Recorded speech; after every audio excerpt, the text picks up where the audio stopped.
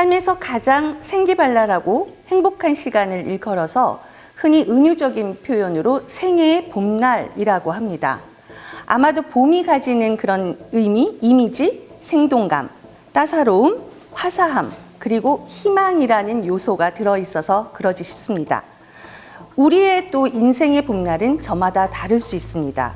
어떤 사람은 청년기에, 어떤 사람은 중장년기에, 혹은 더 늦은 노년기에 인생의 봄날이 찾아올 수 있겠죠. 인생의 봄날이 또 꼭 한 번만 오는 것도 아닙니다. 겨울이 지나 봄이 오듯이 이렇게 계절의 순환을 이렇게 오고 가고 하는 것처럼 생의 봄날은 오고 가고 합니다. 여러분의 봄날은 언제였을까요?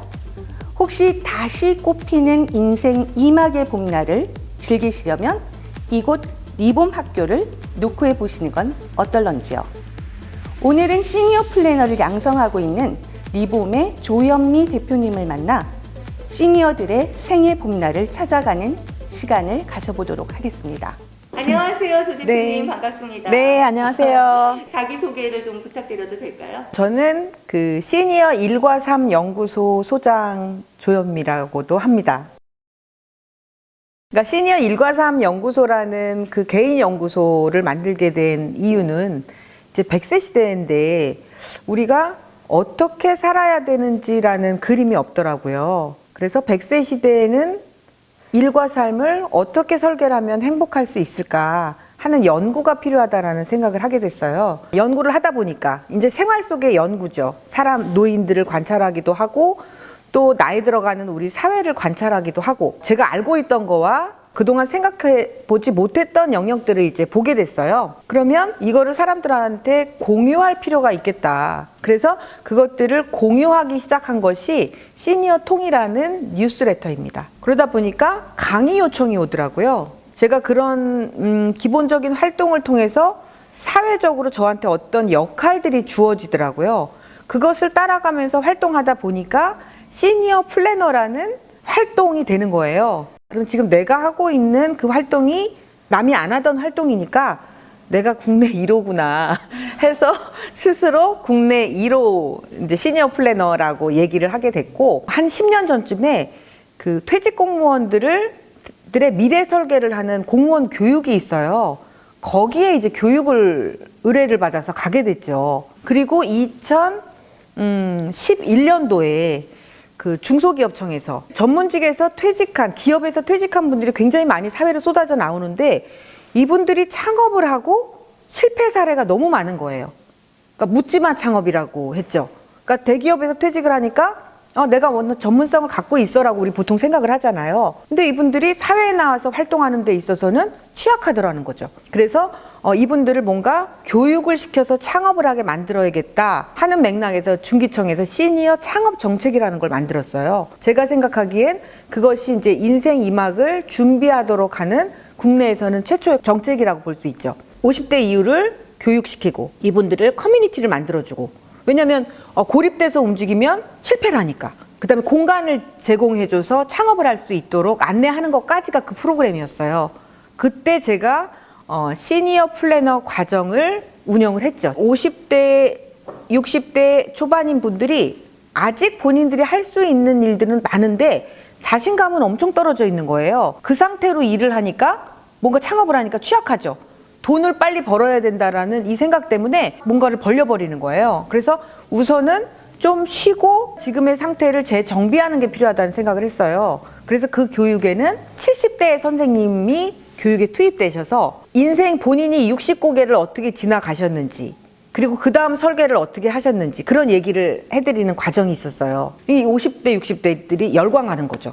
아, 정말 60대의 준비에도 늦지 않겠구나. 그리고 준비의 필요성에 대해서 생각을 하게 되고, 그래서 그 교육은 뭔가 그 시기를 지난 사람들이 해주는 조언 형태로 운영이 돼서 강의를 할 수 있는, 그다음에 내 경험을 전달할 수 있는, 또 나이 드신 분들한테는 어떤 새로운 기회의 장이 됐죠. 프로그램을 운영을 하고 제가 시니어 커뮤니티 지원 사업을 수행을 하게 됐어요. 그런 정책이 생기고 나니까 제가 그쪽에 준비된 사람이라면서 그 방법을 알려주더라고요. 정책 사업에 참여하는 방법을. 개인 기업 차원에서 할 수 있는 게 없기 때문에 대학하고 컨소시엄으로 지원을 했는데 아무 경쟁자가 없어가지고 떨어졌어요. 3번의 유찰 끝에 할 수 없이 제가 맡아서 했죠. 그거를 2년을 했어요.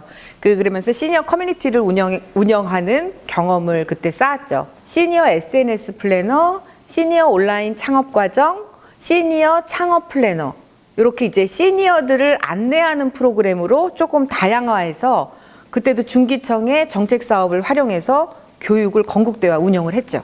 지금 현재 리본 교육에서 실시하고 네. 있는 그 교육 과정의 네. 내용들을 네. 그냥 아주 간단하게라도 그 전에 어떤 일을 했느냐와 무관하게 가장 먼저 인생 2막을 설계하기 위해서 필요한 교육은 스마트폰을 잘 활용하는 교육이라는 결과에 도달하게 됐어요. 손안에 컴퓨터잖아요. 근데 이것을 컴퓨터로 활용할 수 있을 때 엄청난 일들을 효과적으로 해낼 수 있거든요.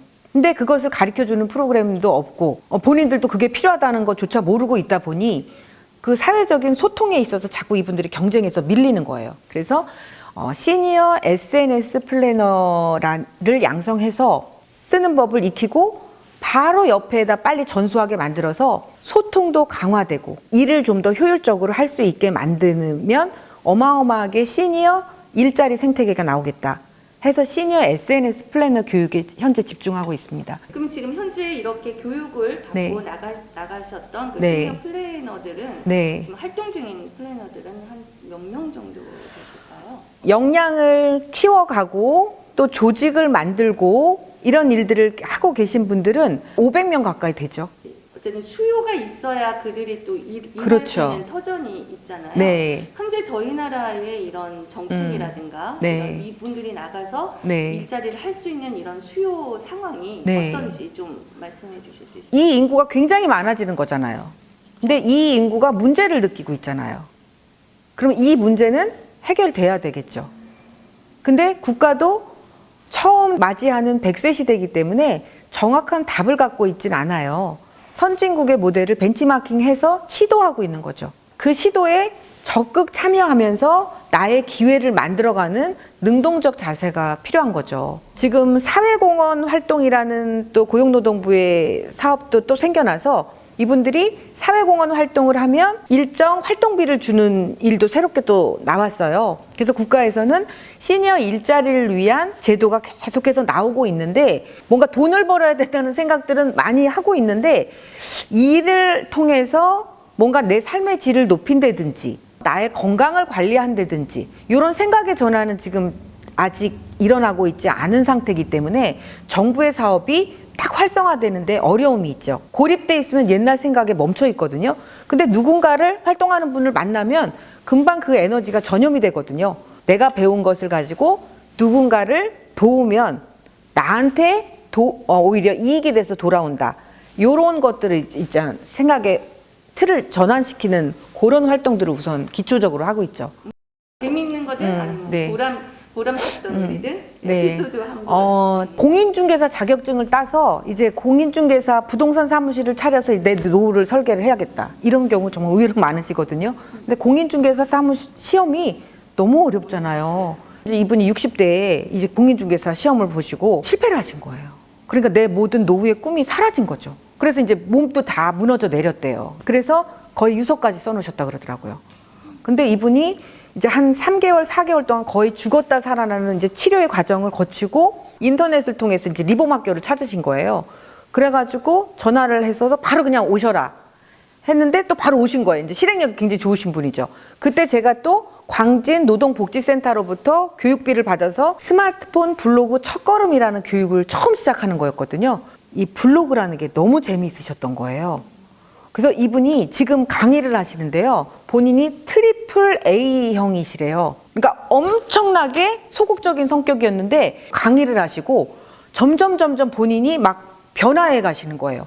그래서 이분이 복지관 문을 두드려서 이런 교육을 개설해달라고 하셨대요. 내가 무료로 재능 기부로 교육을 할 테니. 그래서 지금 복지관 2곳에서 강의를 하고 계시잖아요. 그래서 이 선생님의 그 변해가는 모습을 제가 보고 있으면 너무 신기하기도 하고 정말 많은 여성들이 저렇게 변해갈 수 있겠구나 이 생각을 하면서 너무 좋죠. 앞으로의 계획 한번 네. 들어볼 수 있을까요? 우리 선생님들이 이런 이야기를 펼칠 수 있는 장에 자꾸 이제 활동하실 수 있도록 제가 이제 그분들을 이렇게 무대에 올려주는 일들을 좀 더 본격화하려고 합니다. 이야기를 좀 전환을 해보려고 합니다. 네. 대표님의 생일 봄날은 언제였을까요? 바로 지금이고요. 제가 이제 어떻게 얼떨결에 이제 사회 활동을 하게 됐어요. 경력단절 여성이었죠. 가정일에만 매몰돼 있었을 때는 자기가 뭔가를 잘한다는 이런 생각을 해볼 기회가 없잖아요. 근데 이 사회 활동을 하게 되면서 숨어 있었던 재능, 발휘되지 않았던 재능들이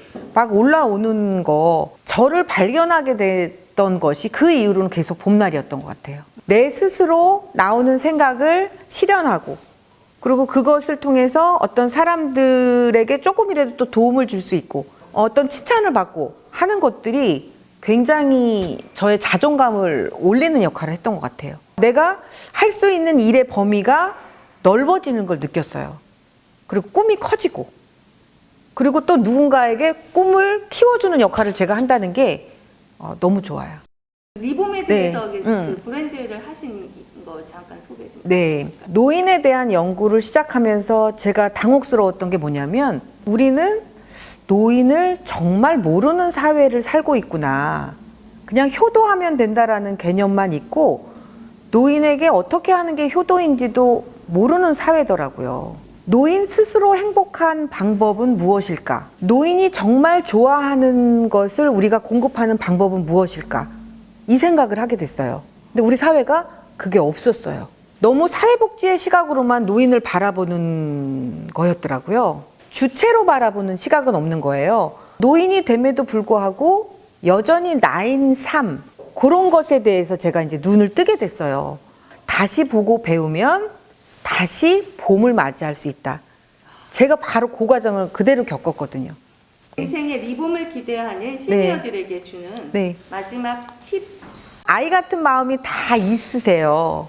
근데 어른이기 때문에 남들한테 어른처럼 보여야 된다는 중압감을 갖고 계시더라고요.